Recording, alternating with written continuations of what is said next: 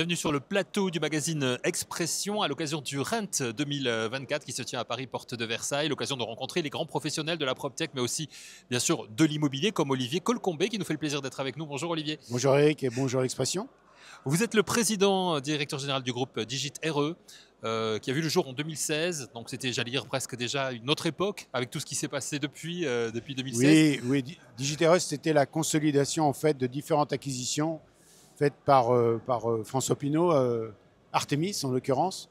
Et en 2016, on a consolidé et on a créé un groupe Digitera avec nos deux marques phares, Optium et Capifrance. Et depuis 2016, donc je le disais, il s'est passé beaucoup de choses.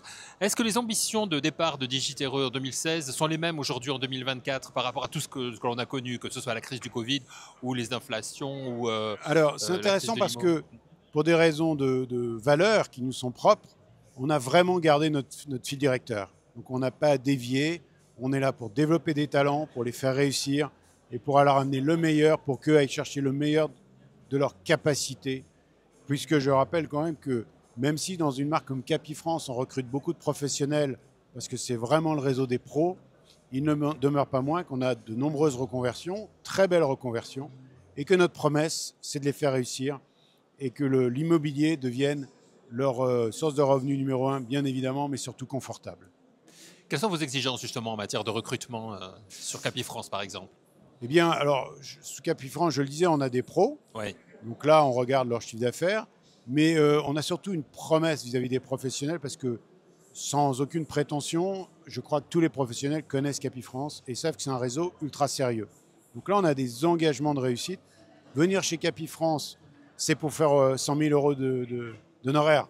Mhm. Moins, c'est dommage. Ça ne veut pas dire que les gens ne peuvent pas se fixer des objectifs plus faibles ou beaucoup plus élevés, mais vraiment, le cœur de Capifrance, c'est des contributeurs plutôt individuels qui ont un challenge personnel assez fort et qui vont chercher la perfection, la performance, le rendement dans un environnement qui reste que convivial parce que l'état d'esprit du groupe, c'est que les gens sont en grande proximité, s'entraident et sont très proches avec nous, entre eux et avec nos collaborateurs.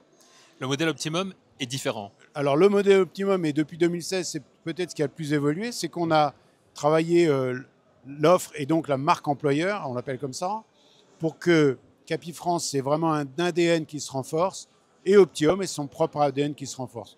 Donc Optium est plutôt notre réseau familial dans le sens de l'esprit de famille, dans le sens de l'équipe. On donne beaucoup d'importance à l'équipe et ça, ça fait partie des valeurs du groupe depuis toujours et d'Optium depuis toujours.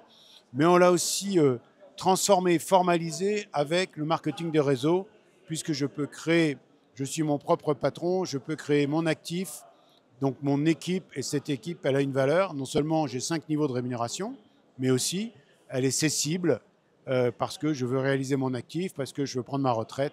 Donc ça, c'est la deuxième particularité d'Optium. Travailler en équipe avec un capital et je suis un entrepreneur patron. Vous évoquez la marque employeur, c'est un sujet dont on parle pas beaucoup, enfin dont on a beaucoup parlé dans le milieu de l'entreprise à un moment donné. On en parle beaucoup moins aujourd'hui. C'est quelque chose que vous avez décidé, vous, d'inscrire dans le marbre, je dirais. Alors nous, je disais, on a essayé de suivre notre ligne directrice. Et donc la marque employeur est en partie fondée sur les valeurs du groupe. Et quand on est président d'un groupe, on porte ses valeurs. Donc moi, personnellement, je donne beaucoup d'importance. C'était aussi un engagement quand j'ai pris la direction du groupe parce que l'immobilier n'a pas toujours bonne presse. Mm. Et donc il me semblait excessivement important de jamais mettre le doigt dans le pot de confiture parce que c'est vraiment le début de la fin. Donc on est très très strict là-dessus. Donc on a une éthique des affaires qui est très marquée. Et je crois qu'ici, il y a beaucoup de startups, par exemple, mais notre relation avec les startups, il n'y a jamais d'entourloupe. On co-construit ensemble ou on ne fait pas, mais on n'essaye pas de leur piquer leurs idées. C'est juste un exemple. Donc la marque employeur, c'est un socle et ce socle, il est partagé au sein de Digitereux. Et ensuite, bien évidemment, on l'a développé en termes d'offres. On parle souvent de l'ADN d'une marque avec deux ADN différentes pour Capifrance et Optium, mais sous les mêmes valeurs. Et donc, c'est un peu un développement sous une ombrelle. Il y a une ombrelle qui est Digit, elle porte les valeurs, et d'ailleurs, elle porte la grande majorité de nos collaborateurs, puisqu'ils sont en service partagé. Certains sont aussi dédiés à Capifrance ou dédiés à Optium. mais on essaye de conserver ces valeurs dans nos deux réseaux. Et ensuite, le mode de distribution et le mode d'animation est un sujet de business model, pas un sujet de valeur. Ces valeurs sont importantes aussi en matière de recrutement, je pense notamment, surtout avec des jeunes générations aujourd'hui qui n'ont pas du tout les mêmes façons Tout de à fait. réagir que leurs aînés. Oui, mais vous voyez, en fait, les valeurs, elles sont critiques. Ouais. Ce qui est encore plus critique et qui est vraiment la partie complexe, c'est de parler de valeurs, d'éthique, de respect du client, de relation entre le mandataire et nous-mêmes, dans un environnement où finalement, ça n'intéresse pas tant que ça. Il faut vraiment rentrer dedans pour se rendre compte que c'est un vrai plus. Nos conseillers en parlent très bien, mieux que moi d'ailleurs. Mais encore faut-il y avoir goûté. Et c'est ça, dans le recrutement, notre challenge, c'est de ne pas parler que d'un prix du pack qui rabaisse quand même la discussion à pas grand-chose, mais bien parler de ce qu'on offre à ses conseillers et quel futur on leur propose en tant que patron ou indépendant pour réaliser leur rêve de vivre de l'immobilier, et je le disais sans s'en cacher, de bien vivre de l'immobilier. Moi, je trouve incroyable et fabuleux d'avoir 4700 conseillers, dont certains étaient smicards depuis 20 ans et d'un seul coup font 300 000 euros d'honoraires. Donc probablement 150 à 200 000 euros de revenus. Moi, qui ai la chance d'avoir fait un parcours assez riche, Ouais. je trouve que de proposer cette ascension parce qu'ils sont travailleurs, parce qu'ils sont intelligents et qu'ils ont peut-être raté une étape, peut-être dans une scolarité ou que sais-je, je trouve assez génial comme modèle. Combien reste-t-il de modèles comparables en France? Autrefois, c'était la grande distribution qui permet de commencer en rayon et de finir patron d'un Auchan de 500 personnes. Ça n'existe plus. Eh bien, chez Digiterra, chez Capifrance et chez Optium, c'est aussi ce qui nous fait vibrer. Et j'espère que je fais partager parce que ça me donne des frissons et je trouve ça vraiment chouette. On voit que vous en parlez avec beaucoup de passion, justement. Mais il fallait les remettre au centre du village, ces valeurs-là, parce que c'est vrai que dans le monde dans lequel on vit aujourd'hui, on a l'impression qu'elles se perdent un peu quand même. Oui, parce que si on parle que d'argent et tout se traduit là, on passe à côté du développement personnel et du développement de la marque. Donc oui, chez nous, et tout mon COMEX est aligné, ça nous a semblé important on les avait déjà, on les partageait, mais d'un peu plus les partager à l'extérieur, de le faire savoir. Dans le groupe, on a des savoir-faire exceptionnels. On n'a pas toujours été les meilleurs pour faire savoir quelle est la vie pas du cœur, mais presque, du cœur dans les deux sens du terme d'ailleurs, du cœur du réacteur et du cœur de nos conseillers et de nos collaborateurs. Et je crois que ça fait la différence. Et il y a une unité autour des valeurs du groupe et des valeurs qu'on essaye de partager avec tous nos conseillers qui méritent d'être un peu plus connus et partagés. Et j'espère que j'aurais réussi à vous convaincre, Eric. Mais oui, absolument, vous avez réussi. Alors, pour recadrer un petit peu sur le RENT, qui est le salon de la PropTech et de l'immobilier, bien sûr, l'impact de la digitalisation, comment vous l'abordez, vous, chez Capifrance, chez Optimum? Alors,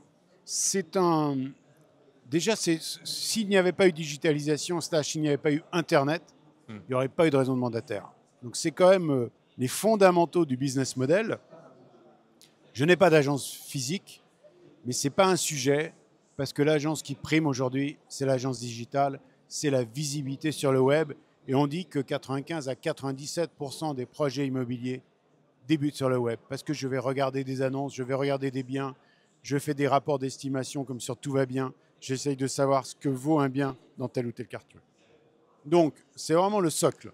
On disait Figito, physique et digitaux, ça reste vrai.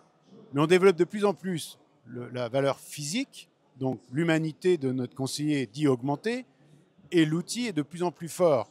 Et l'outil permet de gérer toute la transaction, depuis la prise de contact jusqu'à l'acte, mais permet aussi de gérer ses contacts, d'être plus efficace pour le conseiller. Et là, la digitalisation / l'IA, parce que c'est le mot à la mode ici, vient, c'est un peu un millefeuille, rajoute une couche de valeur ajoutée, si je puis dire, parce que je vais pouvoir enregistrer plutôt qu'écrire, je vais pouvoir corriger mes annonces, il y a encore beaucoup de fautes d'orthographe dans toutes les annonces qu'on peut lire. Donc je vais pouvoir accélérer, affiner, améliorer la prestation que je rends acquis finalement aux propriétaires vendeurs et aux futurs propriétaires qu'on appelle acquéreurs dans notre profession. Donc voilà, donc oui, on additionne, mais vraiment dans notre philosophie de Digiterra, c'est de libérer nos conseillers des tâches administratives pour aller se consacrer au client final. Et là, je peux partager avec vous, on avait une conseillère historique chez Capifrance, Mhm. attirée par des rémunérations soi-disant bien plus belles, elle nous a quittés. Au bout de 3 mois, elle est revenue. Et quand je lui ai demandé, Karine, pourquoi es-tu revenue en dehors du fait, je vous aime, vous êtes sympa, elle m'a dit, je n'avais jamais réalisé que les équipes de Digiterra et de Capifrance prenaient au moins 30% de l'administratif que je suis obligé de faire aujourd'hui dans l'agence que j'ai rejoint. Je n'en ai pas envie, c'est pas mon cœur business et je m'épuise à ça. Alors que, et bien évidemment, ça a un impact sur mon revenu parce que 30% de mon temps perdu ou mal investi, on va dire. Donc c'est intéressant de voir qu'en revenant chez nous, et c'était une très belle performeuse, plus de 350 000 euros par an, eh bien elle se dit, je perds en qualité et donc en service et donc en revenus en me faisant bouffer parce que dans ce réseau que j'ai rejoint, qui promet des meilleures commissions que nous, il n'y a aucun service en face. Et donc notre ligne directrice et conductrice, c'est avec les hommes.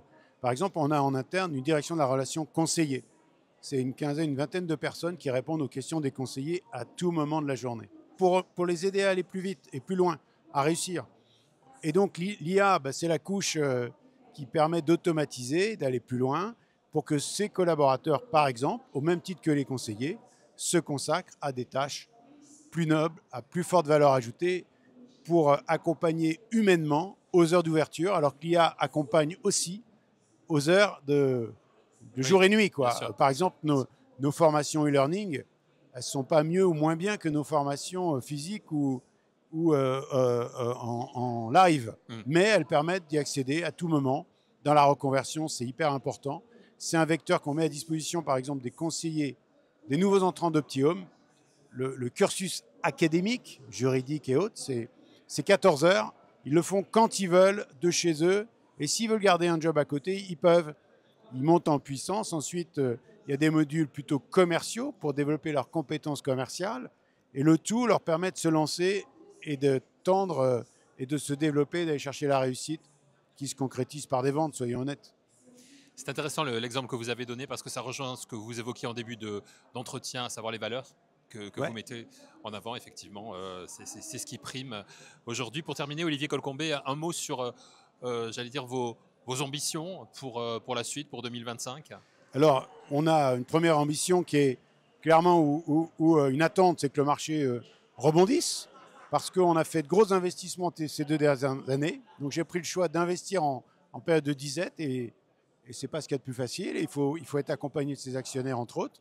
Donc, ces investissements, on attend vraiment que le marché se positionne et reparte.